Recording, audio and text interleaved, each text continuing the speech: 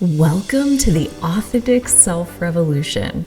I'm Carly, your guide on this journey to genuine living and the real wealth of freedom and fulfillment. In a world that just loves to tell us who we should be, we're here to remember who we truly are.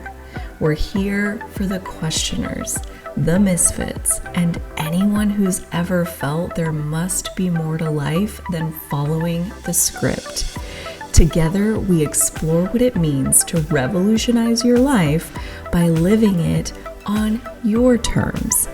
Each week, we peel back the layers of shoulds and musts and dive into practical ways to live more authentically.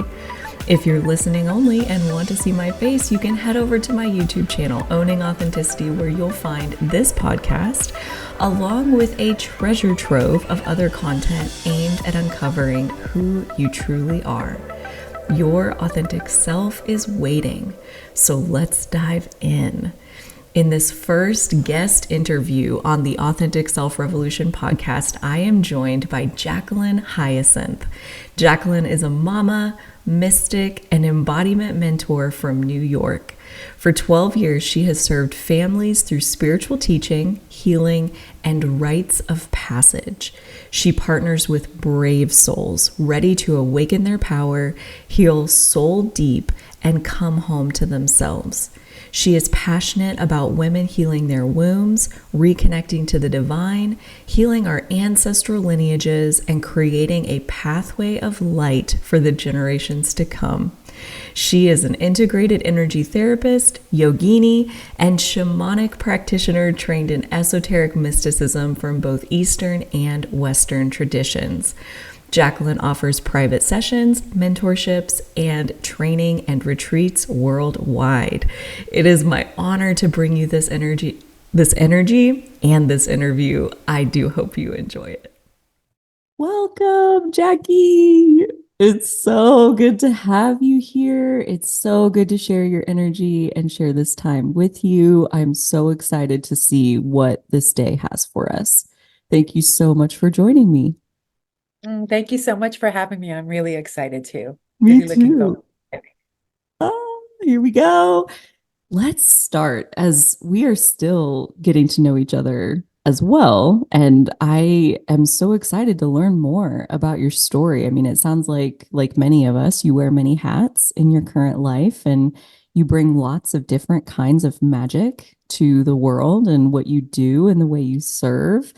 And I would love to dive in kind of wherever feels good as far as sharing about what you do now or telling us how you got there. You know, it kind of all Okay. weaves together. So feel free to tackle that gigantic question from whichever angle Yeah. feels best to you. All right, perfect. Let me lean into that. Yeah. So, first, I want to say the name of my company is Feminine Legacy, and it is a labor of love in a full embodied woman's life. Mm, And so it is everything from menstruation, spirituality, all the ways that women's psychospiritual terrain operates, and really integrating and bringing ourselves away from the cultural conditioning and into the root and the soul of who we are. And it's feminine legacy in that, one, I'm in a woman's body. So that's my direct experience. And two, because we are the center of the world, because we are the one that are generating the children. So I also serve men. I love our men. I have a son. And so that's in there. Like I teach men's classes, but the center has really been mother, woman, because we have this massive orchestration to create humans on the planet and to do this in a new way, which is kind of like, I don't know that I like the new agey term, the new earth, but it is being generated from a new way of being, living, and expressing in the world that's more aligned with our values and the visions that we have for like health and vitality and mm. being like deeply conscious and awakened humans so that we can do better and so that we can have more fun and and our kids can, can generate a sense of wealth. And when I say wealth, I don't just mean like financial wealth. I mean wealth as in spiritual prosperity, like being who we are out the Yeah. gate. Yeah. And I know that I'm sure you can relate to this, that like we grew up pretty suppressed and like not everybody not having access to the awareness of like we're spiritual beings having a human experience. And it's like, I want to make that more available for women, mothers, because they're going to be mothering and taking care of the next generations. And also, what if we had to stop trying to fix humans and we supported an infrastructure where our little people can grow into themselves and stay that way? Like they don't have to do the deconditioning work that we're doing. They don't have to go through all the trials and tribulations. They are able to express and stay expressive throughout their lives. That's so powerful. Yeah, it's big stuff. It and so important because I'm just sitting here trying to think about and calculate for my own journey how much time have I spent healing the suppression. And for my clients, that's like all we do. We like, heal their sense of worthiness. And, that's my specialty. And it's like, you're talking about like, what if we just didn't damage their sense of worthiness? What if we didn't shut them down in the first place? And I'm like, Yes, oh my gosh, yeah, like where would all that energy go? Like what would be possible if all yes, of that time and energy and attention was liberated from those yes. kinds of activities? Like just freaking it. That's exciting. It's so incredible to think about what's possible Wow. and how much power we have as women in the homes. And Yeah. like as we start to awaken, and obviously even the way we walk through pregnancy, like being able to hold this power, being able to be in our own personal authority. So there's so many rites of passage that lead up to holding this type of capacity intrinsically. So that way we are living from the inside out versus giving out the authority to others, which you, me, and all of us have obviously been a part of that. So Mhm. it's like it's a paradigm shift for sure. It's a massive shift in consciousness, Wow. bringing us back into more an embodied feminine wisdom and not feminist wisdom, just to be clear. This is not about feminism. This is a state of consciousness that brings a vital essence online that operates within the cosmology of the female body. Mm. And it becomes available to men through us. Like Hmm. we become a garden. Like we become fecundant. We become, because our consciousness is healthy and wealthy and vibrant. It's Yeah. less about something you work for and more about something you open to and choose.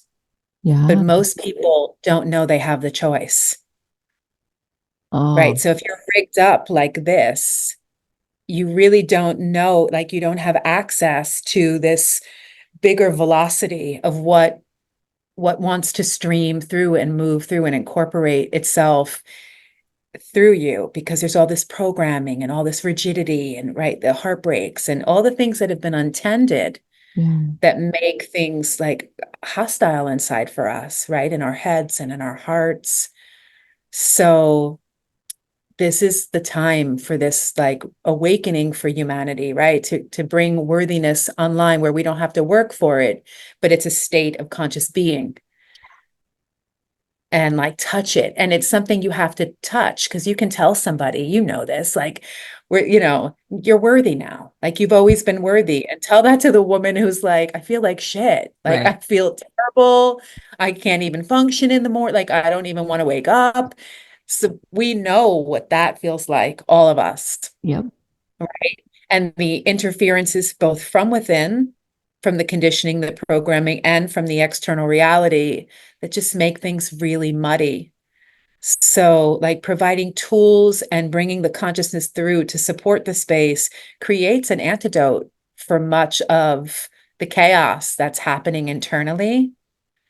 And then this, like, it's this heartbeat of this river, like making the choice, like knowing one, somebody in front of you is showing you there's another pathway.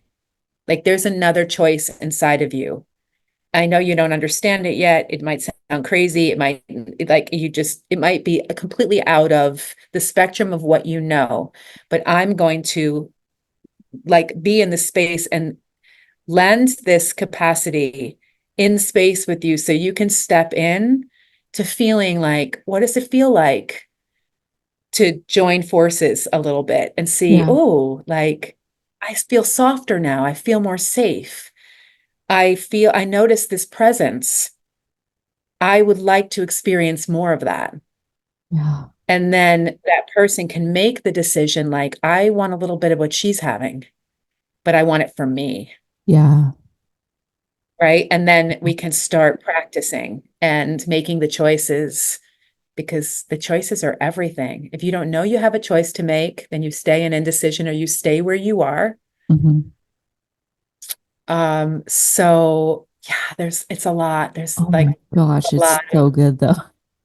Like And the whole, it's believe it or not, it's so grounded because what I want to bring to it is the practicality. Like you menstruate, it's a big deal. Like we need to learn how to do that in a way that is unobstructed by Western medical ideas and beliefs, and like how to get into the bones of the body that is working with you to transmute the death and the pain and the grief inside your body every month. Like every woman should know and has the right to know who she is and how her cycles work and how to live in relationship to life. But none of us were taught it. So if they have this at whatever age they're at, like it can be accessible, whether you're in menopause and you're already in your, in an older crone phase of your life, or you're in your childhood, it's like wherever women are, we can always go back and transmute and bring the wisdom forward and like open it and pull it from wherever you are. yeah. So I'm going to explain a little bit about that in a minute. I'm sorry. I'm like, la, la, la, la, I Oh get my so gosh. excited. I love it. I'm just drinking it in from this massive fountain of wisdom and clarity of perspective. Like, and like you're saying, it is so embodied and you Yeah, do have it in you. And so you're giving us a taste of this where you're demonstrating this other path that, yeah, yeah. like there is a choice. And I would wonder, like, how would you describe these two choices? Like, Oh, what I are love those this. two alternatives? What path So, have you taken that you're like showing us?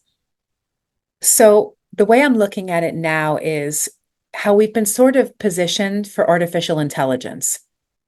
So our whole lives, we are artificially inseminated with other people's thoughts, ideas, also our karma from our past lives and this life, right? And our family conditioning, religious conditioning, all of that is like the artificial realities. And so it positions us, right, to do things a particular way, to behave in particular patterns, to suffocate the soul, and to move on a pathway that would bring us false belonging in our society, where we contort ourselves to be part of the greater world, right? Mm. And so it's like that's the artificial path. So that's like the path of AI. It's like, oh, there's perks and benefits, but you have to do tricks and you have to step away from yourself. And that's why all of our population is so ill, Mm. because there's so much sickness, not just because of the food supply and because of our water pollution. It's because we already were very susceptible to digest the dysfunction of what is considered normal in our society. And so that's the main way that society is moving, but we're having this awakening, right? And this other pathway is the soul path. Mm. And it is unique. And what makes it not unique is that it's a place of love and it's a full expression of what each of us is, which is light, right? It is whatever the terrain is, it could be different for you and for me, but the reality is the authenticity and the power and the generosity and the light, who we are, that's the authentic path. So those for me are like the two main paths. And so choosing you versus choosing a distorted dystopian reality. Yeah.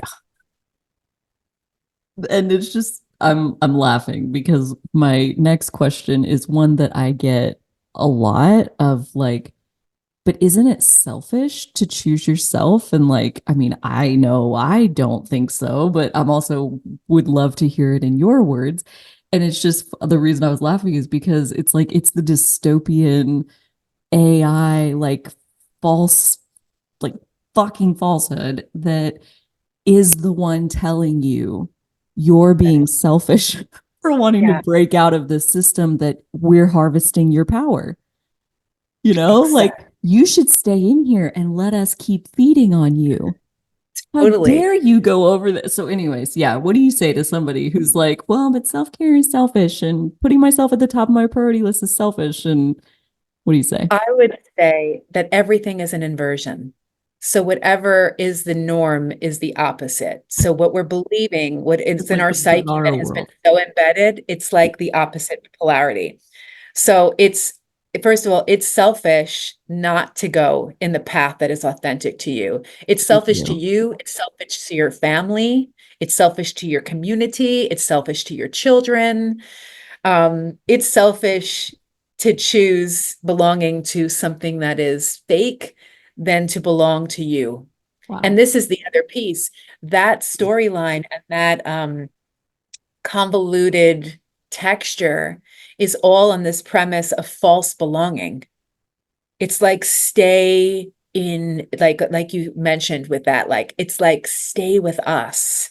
Yeah. You'll be you'll be safe here, but really you're completely unsafe. And Yeah. it's not because they're making you unsafe, it's because we choose to stay and stay in the insanity, which is unsafe for us. Yeah. Like it's unsafe to stay in that environment because it's ridden with slavery and anti-life energy. And it's like, as you said, there's like they're they obstruct the views, like our inner selves that have been wounded do that unconsciously and sometimes consciously, let's be Hmm. real. Hmm. Shadows that are emanating through this incarnation are profound. Like we're many of us, especially, we're trying to stay safe, Yeah. Always. right? Like Only if we always. look at our mother's generation and our grandmothers, they were not talking like you and I are talking. They weren't talking about menstruation or sex or power. Like that was not something that they were dealing with. I mean, they were Hmm. dealing with it, but it was much more covert. Taboo. Yeah. Yep. And so for us to come forth again with gifts and power and wisdom and help people and shine light and be a blessing for others and say, hey, they're lying to you. Yeah. This is a lie and Yeah. you're lying to yourself. So I just want you to know that if you're okay with that, then that's your Are you okay choice. with that? Are you okay with No. that? Yeah. No, Or, nobody's and okay we, with that when you really look at it in those no one terms, really is. you know? Hmm. But some of us, we need, I mean, I know I did and still do, like, need that shaking where we see, like, oh, that's still a blind spot. Oh, like, why is it that I can do this thing and then I have this other thing? And it's like totally not accepting the full um, honoring of who we are. And because we saw that mirrored too. I mean, I won't say what everyone's parental experience is, but we've watched, it makes me sad. We've watched our mothers small themselves. Like we've watched a great many things. Hmm. And to daughters who were watching and wanted to see the truth in our mothers who knew it existed, right? Here we are, these rambunctious little honeys with this big life force energy, and we want to do plays and we want to, we can do it all when we're kids. And then little by little, the crushing starts. Yeah. What are the norms? How do we have to behave in church? What's the appropriate thing to say? What do we do? Like, and it just the walls start to cave in, and suddenly we don't have space for ourselves anymore. Yeah. And we lose Wow. sight of who we are. Yeah. And the Mm, consequences of that are yeah, deadly. yeah, they Okay. are. Like it's lethal to lose sight of yourself. Yes. In It's this world, lethal. it is Yeah, completely lethal. it's But you lethal see, to externalize your authority, to give your power to an external authority figure because they don't care about you like you care about you. They never will. And that is the number one reason, in my opinion, to insource your yeah. individual authority, to take charge of yourself, to decide that I'm in charge of my life and what I do with myself, because it's deadly to do the opposite. And this is the inversion. This is the Yes. perfect inversion, what you're saying. Like, in order for you to be safe and sovereign and be truly protected, you have to be in that authority. Yeah. Otherwise, you're surrendering to somebody else driving your bus and victimizing you and just taking you vaccine wherever they want to take you, drug you, take you. Like, there's no safety in that. Right. So in order for that, so the inversion is when you step away, the story we tell ourselves is we won't be safe if we leave this paradigm. Mm-hmm. But that's the inversion. It's a lie. We are not safe already. Right. And so now we have to set out on the heroine's journey or the hero's journey to find that inner safety, Yeah. which is like, what's the truth? Who am I? Yeah. That is so And we're where it all begins, like, isn't it? Like, it is. It's like we're all sleeping gods and we have to wake up and remember who we are. God, I love that. And it's so like normal, I want to say, at least from what I've heard and the people I've worked with, and certainly my own journey, when you wake up for your first thought to be like, who even am I? And that Yes, right there, you think like, oh, I must be doing it wrong, or I'm behind, or I should have figured this out already, or whatever. And it's like, you can't even start trying to figure it out until you wake up. And the first chapter of the book is called Who the Fuck Am I? exactly. And that's just how it is. That's a chapter you got to work through. And so the fact that you're even asking that question, in my opinion, is a really Victory. great sign, because sleeping Yeah, people it's a don't care. great sign. They're just Yeah, doing what they're doing. and even once you have some of this awakening, I still go back to that question: Who am I today? Right? Like, what Exactly. am I? Who do I want to be today? I was Yeah. different yesterday. I was different the day before, and then this Yes. freedom enhances, and because we were taught to stay the same, do the same work, do the same thing, follow the family, whatever it is. And it's like, no, we get to be, I want to just scrape myself up. We get to be free of Right. like all of these mind programs and beliefs. And it takes consistency and work because as long as we're in the body, interfacing in this dualistic reality, there is always going to be the voices, the other parts of us that feel safe enough to come up and show themselves, the shadows, like consistently. So we have to learn to reparent ourselves and become the most powerful, honest, zero tolerance for bullshit, super compassionate, and Mhm. like, yeah. I want to share something. I'm sorry, like, Please. oh, this distortion of compassion. I feel like this is really important to share with the audience because it is something that was big for me because of the like compounded cultural distortions. This idea of like, what is real compassion? And what we were taught compassion is, and how it's purposely set up to like give passes for everybody, and that it means being nice, it means being good. And what it means is to cut your own bullshit. It means to be loving enough to your primary self, like your true soul, and say, enough of the shenanigans. Yeah. Like I have, we all have dark wounding and shadow. And oftentimes we live within that and give a lot of room for that. And then we start to wake up and be like, wait, there's a whole other light inside of me, a whole being that wants to do amazing things, that's fun, that wants to love, that wants to care. And so we have to start choosing which wolf we're going to feed. Oh, And so, how do we become compassionate enough with the divine self to say, oh, fucking enough of this? yeah. This is where like the hands of the mother comes in with her powers, her Siddhic powers, because we have to override our own darkness. Yeah. We have to be able to say, oh, not like poor baby. I feel so bad that you've been hurt. It's more like, I see you're Not. hurting. Yeah. and you're from my life, and I'm going to heal you right now because I love myself enough to do it. Yeah. And so I'm going to do the transmutation. I'm going to do this healing work. There's no condemnation for the state that you're in, but the fact that you're in a state and it's causing harm to me and harming people that I love, Hmm. that's real compassion. Yeah. I To think a be able lot to, of people mistake sympathy for compassion. mm, And sympathy is disempowering because I feel sorry for you. And exactly. compassion is empowering. It's like, I know you're more powerful than you're giving yourself credit for right now. I'm so sorry that Yes. you're putting yourself through this. Yes. I No, love that you said that. like I don't feel sorry for you're God. You're an extension of God. And if you need to create this scenario for yourself, who am I to doubt that it's necessary? I'm not Yeah. going to take away your suffering. You Yeah. want to be there? You need to be there. Great. And when you realize that you don't have to be there, there's a choice, Yes. like that'll be the moment of your hero's journey. And you're your own hero, like compassion doesn't interfere or like need to fix it or need to make it any different than it is. It's just like, I see you. Like you said, like, I see that you're suffering.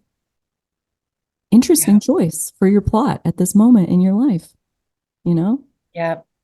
Yeah. Exactly. And now that I see you, and now that we're in communication, it means there's a shift that's ready to happen. Because oftentimes those shadows stay very, very hidden in the back. But as Yeah. soon as you start to see the patterns and you start to see, it's because it's time. The Yes. consciousness is coming, right? And it's like, it's time to perceive this. And then we go in like the way I do it and the way I do it with my people is like, Yeah. then you can go in like the loving mother. And instead of leaving a part of yourself stranded in horror, experiencing whatever she's experienced, we go in and say, hey, I can see your suffering Hmm. and I love you and I'm here. You're not alone now. Right. I'm with you. I've got your back. And you start to just bridge this relationship. And also, you cannot behave this way anymore. Like it's harmful to Boundaries, me. internal Yeah. boundaries, The you know? internal boundaries. The Yeah. whole world is singing about the external boundaries. And we totally like, whoop, the internal boundary is what created the external boundary. Like Ideally. that's, Ideally. yeah. So Otherwise, we need the to feel it sense of needing to inside. control other people is what creates our Yes, external boundaries. And we're right back in the old exactly. paradigm. Control yourself, Yes, yes. like, and then the bullshit just evaporates. It falls away. Totally. I'm not available for that from myself or from you, Yeah, I love but that. we lead by example of like, if you want respect, respect yourself.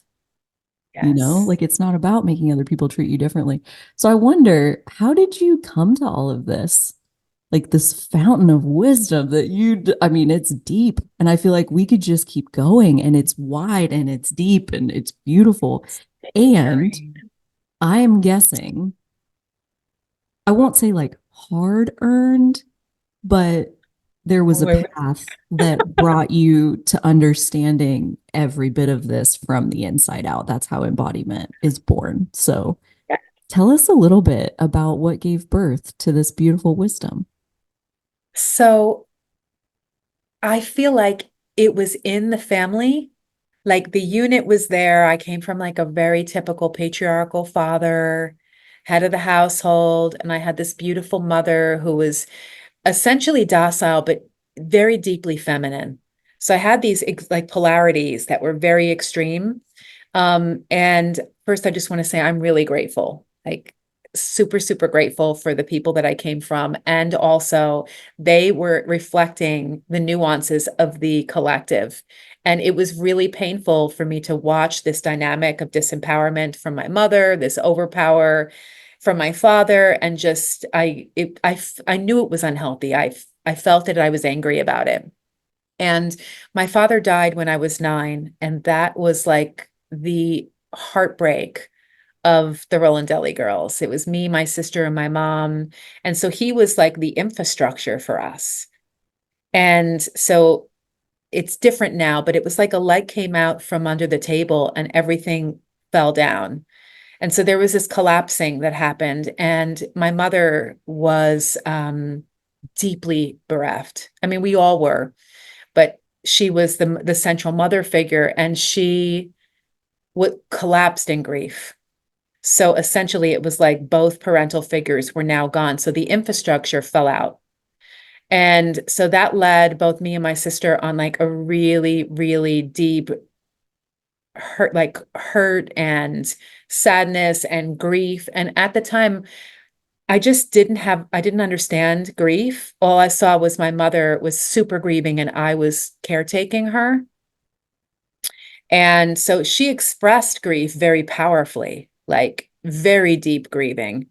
And and that's her right to do that. But as a child, I didn't have a place for my own grief. So I was doing the holding, Mm. essentially, just building up a lot of anger and animosity and like, why is no one taking care of me? And the abandonment wound amplified and became pretty intense. And then I'd love to add this little side note. When my father was alive, when my sister, who is older, got her first period, I remember him bringing flowers home for her from work. So there were things within my father's dynamic, even though it's super patriarchal, that were very deeply loving and feminine. Wow. So she got her first period. She was 4 years older than me. And I remember still like, oh my God, like daddy was courting her like she was a little lady and was welcoming her into her period. Wow. And this was also the man that taught me how to pet bumblebees in the garden, which are all very symbolic for deeply feminine wisdom. So I just wanted to say that that was there. So then it was my turn to get my period. My dad wasn't there. My mom was not present. And so I was really sad. Like no one was there to welcome me into my womanhood. Wow. And I knew it. Like I had this intrinsic knowing from all my lifetimes of wisdom that this period thing was a big deal. Like I'm going to get to, be a beautiful woman. My sister's blossoming into a woman. And now here it's my turn. And like, wah, nobody's there. Mm. So with that said, I took a terrain that was very, I was so hurt and angry that I started to rebel in very big ways. And so I completely stopped going to school. I was like always cutting class. I decided like I was opting out of that reality. So I quit school and I became quite violent. And so at 13 years old, I got removed from my home and I went and lived in a group home, which is like a place for all these young girls that they go and live in a house. And so there were like 12 of us at any given time. And it was called an independent living group home. And it's a place for all these other girls. We're all in foster homes. It's intense. It was like, it's not what somebody who came from like an upper middle class, two-parent household generally experiences. So it was like totally different. And so now I was like living like an adult with all these girls. And the age range, I was the youngest. I was 13, and the age range went up to 21 years old. So I had access to all of these girls. And I like to say my women's circle started there. Like all of these girls were older than me, and I was holding space. All of them had been raped, molested. I was the only one that hadn't. And somehow, like, it was just, yeah, it was really intense for me. And also, I was like sort of built for it. Like, here I was again, holding space. And so I can see now the pattern of how I've been exposed to women who are hurting and suffering from very young. First with my mother, Mm. with her suffering and grief. And then I'm introduced to all of these other women. Wow. Yeah. So it was an intense time, but there was a sense of like, I learned how to nurture and take care. I still never felt like anyone was taking care of me, but it was part of that, like that journey. And so all of these things happen. And then like all the other girls in the group home, everybody got pregnant. So everybody would get pregnant and then leave and go to other group homes for like unwed mothers. And for me, I was 16 when I got pregnant the first time. and I had an abortion, which is also part of the work, but I had an abortion that was horrible for me. Like it broke my heart Mm. and it changed me. And so like all these pieces are like with my work with women. And so that changed me forever. And then I was so heartbroken that I had the abortion. I was like, I need a baby like now. So this is my 17-year-old mind. And then so a year later, I got pregnant with my son and I was like, oh, we're having a baby. Like, I don't care how we're doing it. I'm having a Happening. family. Yeah. I'm going to create the family that I wish I had. Mm. And I think the subconscious is that's what all these girls were thinking. Like, it's all so broken. I want to create something new that's on my terms, you know? Yeah. But it's never on our terms because it's from a disempowered place in its origin of creation. So it was a long path of single parenthood, and my family was like not supportive at all. We come from like kind of an old school Catholic background. And so it was like, you're not married, we're not doing this. What are the neighbors going to think? So I moved out at 17. And so I went home in between the group home, and then I moved out at 17 and I was like doing it. And so I was on welfare for a while, and then I kept going to college. And so I went to college for like 7 years, was like For just you. really in the hustle of like, holy shit, I have to complete high school. So I got the GED, went to school, and was like, I have to provide for this little human. He's my everything. Yeah. Mm. So, yeah, so that was like the journey. And then so everything, even like my desire to teach and work with young women and women, period, like the way that we've been taught sexually, like everything that I learned is so embodied in that, like, we just give ourselves away. The culture has taught us like all of these inaccurate ways to fully live in the soul and be in a woman's body. So I'm so interested. I love to teach men about sex too, like the spirituality behind sex and like how we become engrossed with one another and we create these karmic ties and like all of this. There's so much that we need to relearn as a species Yeah. so that we can hold our soul power in ways that are honoring, because we are getting banged up like crazy and living these really dramatic karmic paths. And so I believe that if you foster education like body literacy and spiritual education for women, we have the highest power on the planet. The highest power. The womb chakra is the ancient, there's an ancient technology called the womb chakra teachings that I'm a teacher of. And it's like women have to learn how to transmute. Women have to learn who to let in their vessels. Even kissing, exchanging DNA will tie you and bind you to souls. And you're like, why am I still thinking about this guy 7 years later? It's like we don't realize that there's these connections that bind our souls. So I just want to share the knowledge, like everything that got me into the positions I was in. I'm grateful for it all, but it's like it can be easier for all of us. Doesn't have to be like this. Yeah. What you Yeah. said of like, we are getting so banged up living, how did you put it? Like living these karmic paths, or how did you put it? Yeah. It's like also, yeah, it is. It's like living these banged up karmic paths. And I don't know. No, I sense there is a choice because obviously I'm guided to do this work, right? It's like you don't have to go through all of these trials and tribulations to get the wisdom. There are other pathways. And this is part of our evolution of this, like what I would call this Christ consciousness that's rising on the planet.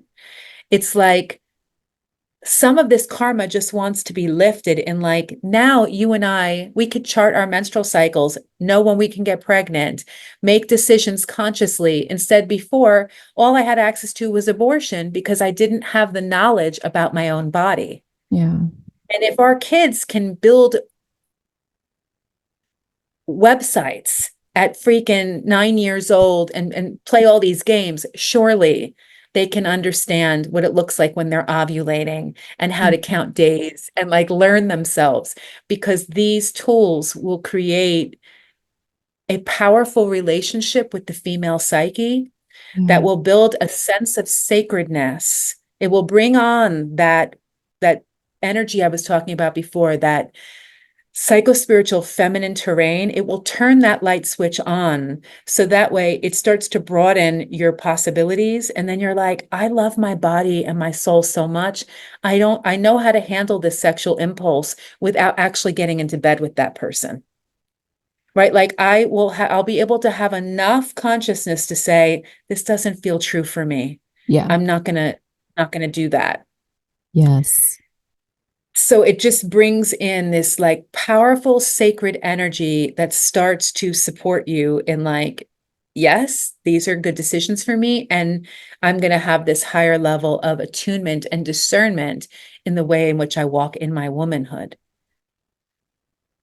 Which is just so beautiful. And I came to that, like I had no vocab for it other than my past self is saying to me to do some things, and my right now self is like, I don't think we want to do that. Like that's all I had as far as understanding like what is going on here, because past Carly would have, yeah, handled this situation, would have connected, would have leaned into the thing that was like okay, but not really right. And Mm, me now, I'm like, it's not right. So don't do yeah, it. And yeah. I've never had that level of like discernment until like these last couple years. And maybe Mm, even just within like the last 6 months. Okay. yeah. And It's beautiful. yeah, like as a culture, like we aren't educated on the spiritual dimensions of these physical connections.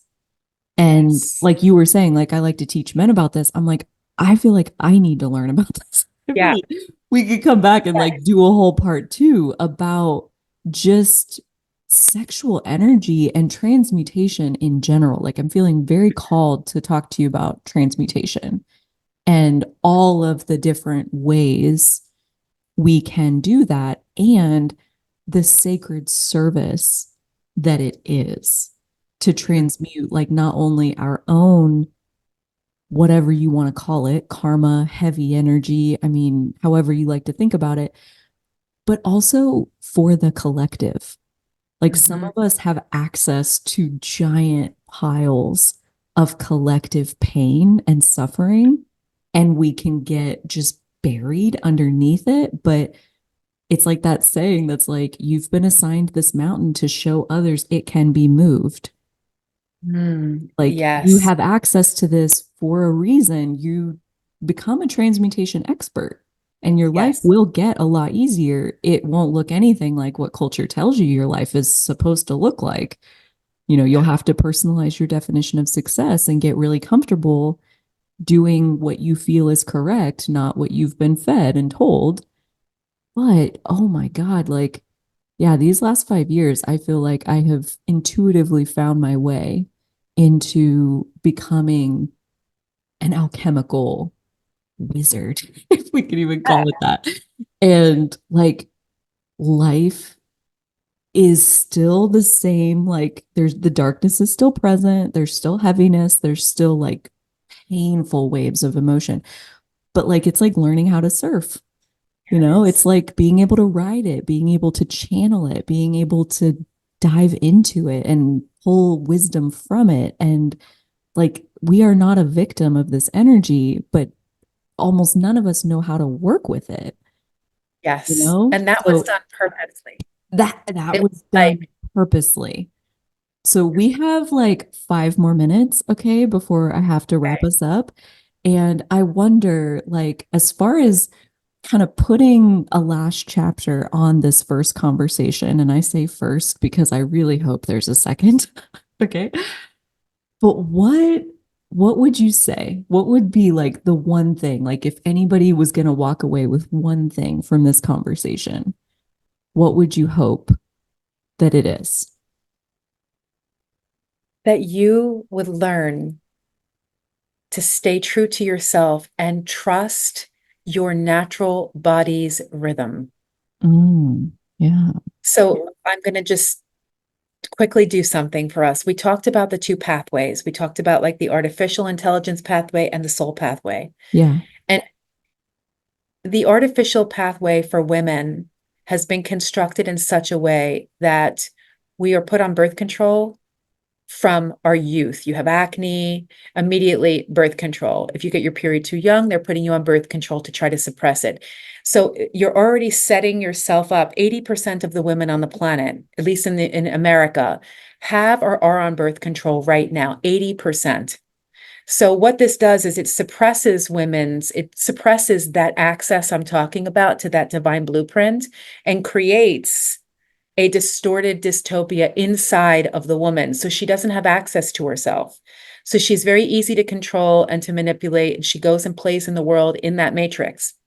And then in that, she gets set up to freeze her eggs, do IVF, hormone replacement therapy. She's like on a trajectory of an artificial path, which leads to dysfunction, autoimmune disease, diabetes, cancer, and health issues.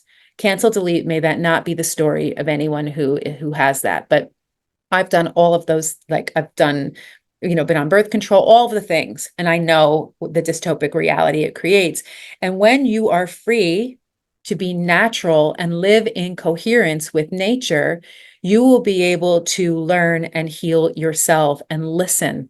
You'll have access to the realities that are available. So you'll get the wake up calls, you'll hear the siren, you'll start to understand when something's wrong. And those are points of awakening for women to be like, okay, I'm going to make a change. So the most natural path is being authentic to you, even if it's painful. Like, when a young girl gets her period, it's uncomfortable. That's okay. We can learn how to work through that and how to use this power and stay true to organic. Yeah. That's my message, because at the end of the day, we need us. And if it's covered in the disguises, it's already so much covering. The drugs really lay out a whole dimensional reality that keeps us from listening to our feelings, drawing in right partners. It messes with our hormones, it changes us. And then we're seeing massive fertility issues on the planet. It's a way of controlling women, but it's been projected into the masses that abortion and birth control are good for us because we get to be independent and have all these freedoms. And I once bought into all of those things. I had the abortions, was on birth control, and now I'm like, holy shit, that game is rigged. It's positioning you for you to need external authority your entire life. And women miss all these rites of passage and they're not blooming in their power. And they are adhering to a system that controls them. And they're doing it willingly. And they are like, I love the luxury of not being accountable. So natural would be my final. Just know that, like, you're not alone. Everybody has been indoctrinated in this particular way, and there is another pathway forward. And it's not about right and wrong. It's just how you want to live authentically in yourself and have health and vitality. Like, because our bodies are built for that. We're not meant to be getting sick like this. We're playing God. And we need to look at really with discrimination around science. Yeah. Please. And thank you. Thank you. Yeah. Health is our natural state. Mm. And so if we are unhealthy in any way, the environment is what needs to be changed, not the internal need this medicine and now I need this medicine to cope with the symptoms of this other medicine, like so that I can stay in the artificial world that is using me, consuming me, harvesting my power. Yeah. And these young girls, their mothers naturally, who are not educated and who aren't carrying that consciousness yet, see their daughters and also through their own experience, they're like, oh my God, I don't want my daughter to get pregnant. I think she's having sex. I want to put her on the pill.